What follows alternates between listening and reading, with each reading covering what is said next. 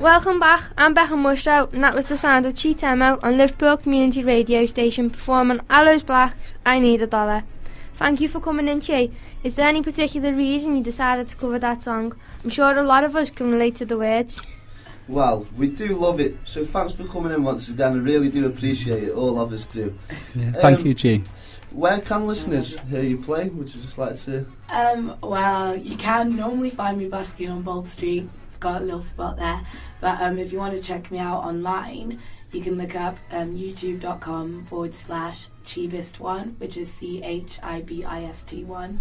And then I've also got Twitter, which I will update with new music and events, and that's just at Chibist, so CHIBIST. Yeah, thank you. Well, get the tweets in, and yeah, so I was going to ask if you would like to give yourself a little promotion, and advertise yourself a bit, but I think we've done that, so get your tweets in and get following Chi. Yeah, I will do.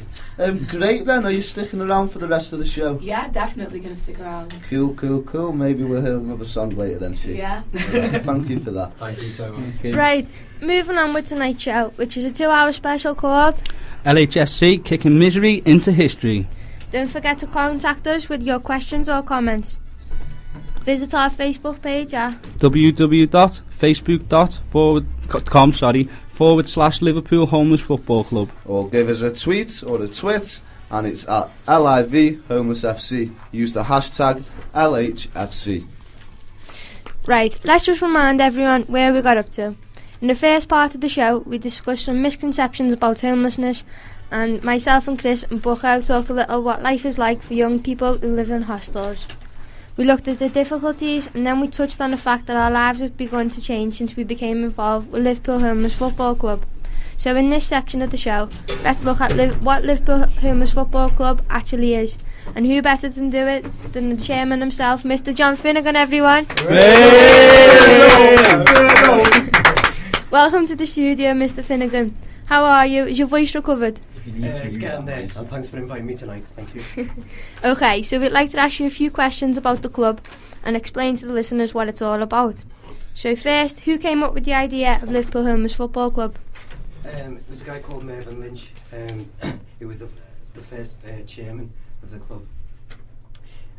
What happened was he worked for a hostel, Men's Direct Access, and they were playing football against another hostel. And it kind of went from there. They seen the lads' fitness growing, the confidence building. So they decided to form a league, and that's how Liverpool Homeless Football Club came about. So, what's Liverpool Homeless Football Club's goal? Linking in homeless people and giving them opportunities through football.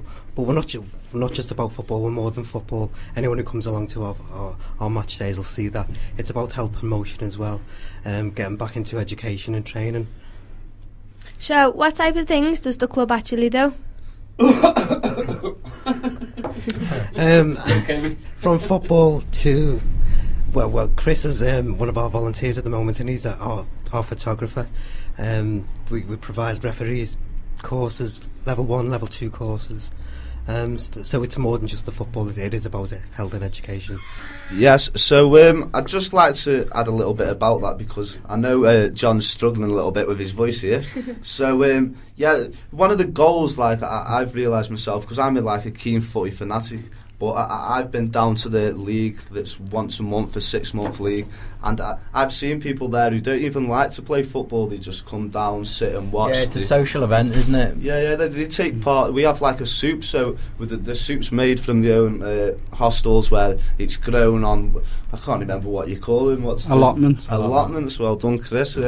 Brownie point for you there. Yeah, so we're just progressing even further. So we're looking for all these different opportunities for people. We're coming up with ideas all the time. It's just a brilliant thing. So back to you, John. How long has the club been running for? We started our 6th year in October, so we've been going 6 years now, and the club's just going from strength to strength. Yeah. And hopefully we can go for another 6 years. Definitely. And the rest. So, what's your favourite part of the job, except for working with us, obviously? Well, obviously, yeah, working with you lot.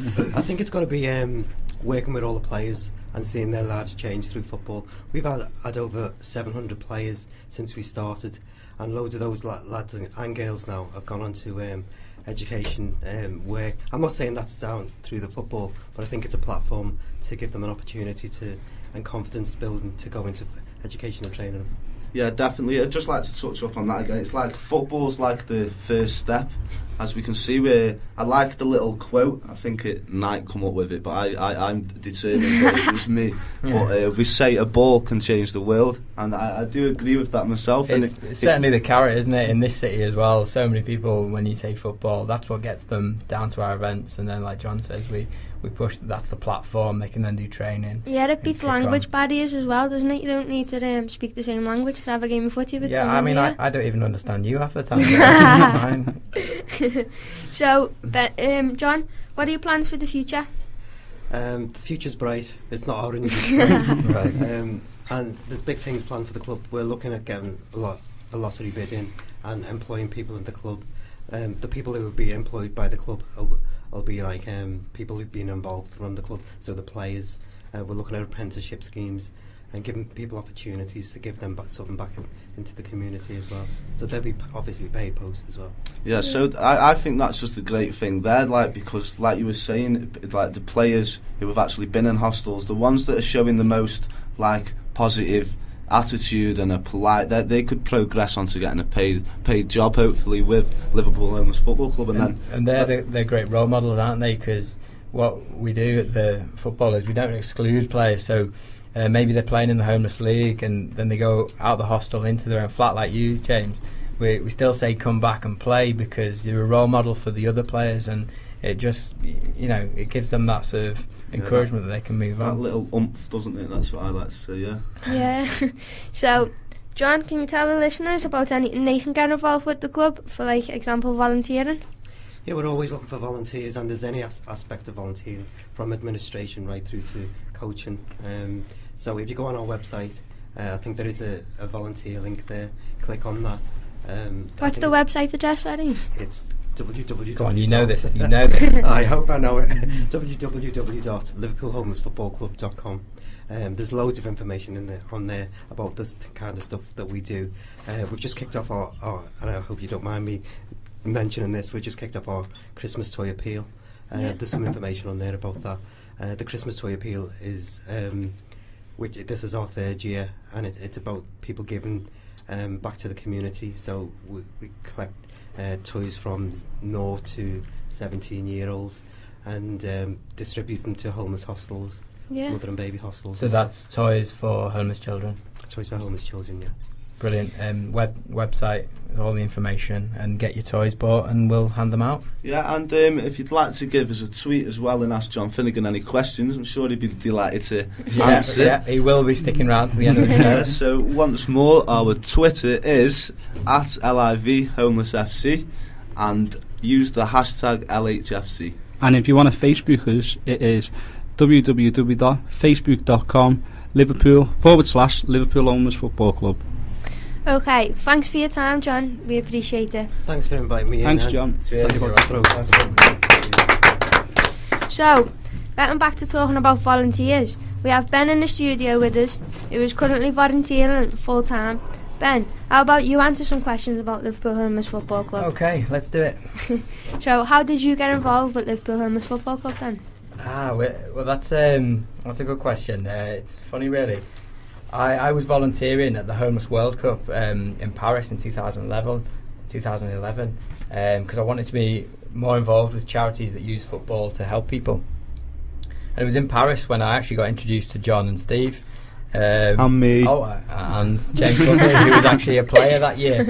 So that was a fantastic event for me. I met John and Steve, and it was weird because they're from Liverpool. We were in Paris, but as soon as we got back from France, I met up with John and Steve. I think we went to Dr. Duncan's, and ever since then I've been volunteering, and they can't get rid of me now. So wait a minute, how did you find out about the Homeless World Cup? Right, so the Homeless World Cup is something different. That's like the international version of homeless football. Found that on the internet, really. I'm interested in housing and I love football, so it's just the perfect thing for me to get involved in. So the listeners know, what is your actual role in the club? Another very good question, Becca. I do a lot, but I suppose there's two areas that really I focus on. One of them is just trying to raise the profile of the club. So I've focused on the media side of things. I've created the website, Facebook, all that malarkey with Twitter, raising the profile across the city, and doing lovely radio shows like you guys, and we've actually done a great job. Well, thanks, James. I appreciate that. Basically, we have won a couple of awards recently, and that's all about raising the profile. And then secondly, I do all the boring bits, really. I take the registers, I find out who's come into our events and record the impact, which is just as important, really. I wouldn't say that health and well-being is the boring part. It's good to see how improvement our players are. And thank you. No, you're right to say that, because although I say boring, I find it really interesting, just like recording how the football does actually help the players, basically. Yep. Yeah, so what's your favourite part of the job, again, apart from working with us? Well, doing radio shows, that was going to be my answer. But no, I do love spreading the good word of LHFC. But I think my favourite bit is the events. So, as John said earlier, we have the Homeless League, which I help out in every month. We have 18 five-a-side teams coming down to the pits on Scotland Road. I've got involved in the 11-a-side team, which is just started this year, and the women's programme, Becca, which we've just been to this afternoon. That's right. At 2 till 3. Good. Also at the pits, wasn't it? It was really good, and we definitely want to talk about that later. But basically, just being part of something positive, everyone's having fun, doing something healthy, and people meeting new people. So I love it. Yeah, and we just have a laugh as well, don't we, down there? So, Ben, have you learned anything from working with the club? Yeah, I've learned a lot. To be honest with you, before I started volunteering with Liverpool Homeless Football Club, I didn't know much about homelessness. I think I do now. I've met a lot of different people, and I know that it can happen to anyone, and learned a lot about the obstacles that homeless people face. And most importantly, I've learned that being part of something positive like Liverpool Homeless Football Club can actually help change people's lives. So, Ben, can you play footy? Like, are you as good as Bucko? He tries. I do try, yeah, I do try and play, but put it this way, I've never represented my country like you two have. So no, I'll let you guys do the stuff on the pitch. So, Ben, what's the most rewarding part of the job? Most rewarding part of the job? I might get all emotional. Working with you guys is great. To be honest with you, thank you, Ben. It's it's inspirational, because to be around people like yourselves you've made that decision to change your lives, you've taken control of it, and if I can help in any way, then I will. It's potentially the best job in the world, but I don't get paid for it. So if Finnow's listening, it's not like Top Gear, though, is it? No.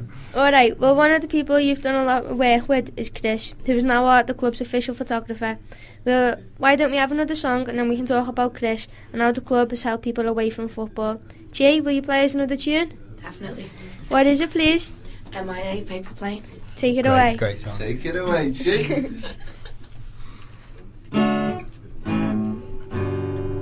I fly like paper, get high like planes. Catch you on the border, I got visas in my name. If you come around here, I make 'em all day. Get one down in a second if you wait. I fly like paper, get high like planes. Catch you on the border, I got visas in my name. If you come around here, I make 'em all day. Get one down in a second if you wait. Sometimes I like sitting on trains. Every stop I get, clogging that game. Everyone's a winner, we making our fame. Bonafide hustler, making my name. All I wanna do is bang, bang, bang, bang, and I cut, ching, and take your money. All I wanna do is bang, bang, bang, bang, and I cut, ching, and take your money. Pirates, skulls, and bones.